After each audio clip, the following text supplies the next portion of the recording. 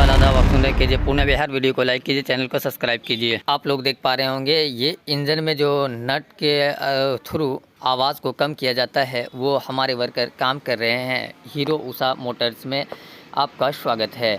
जैसा कि देख पा रहे होंगे इंजन की आवाज़ में जो प्रॉब्लम आता है उसे सॉल्व करने के लिए हमारे वर्कर लगे हुए हैं। और यहाँ की सर्विस सेंटर भी बहुत खूब है, बहुत अच्छी से फिनिशिंग करके काम किया जाता है, बहुत सफाई के साथ। और ये सर्विस करने के बाद आपको सोचने की ज़रूरत नहीं होगी गाड़ियों की में कि कोई प्रॉब्लम या कोई आवाज़ नहीं होगी। ये फायर करके आपको पूरा गाड़ी कंप्लीट करके आपके हाथों में दिया जाता है। जैसा कि देख पा रहे होंगे ये चैन में भी प्रॉब्लम था, चैन की भी पकड़ सही नहीं थी और चैन सफाया नहीं था, इसमें भी आवाज़ था, इसीलिए इसमें स्प्रे किया गया और इसका भी मुरम्मत कर दिया गया। देख पा रहे होंगे कंप्लीट आवाज़ ख़त्म हो चुका है, नॉइज़।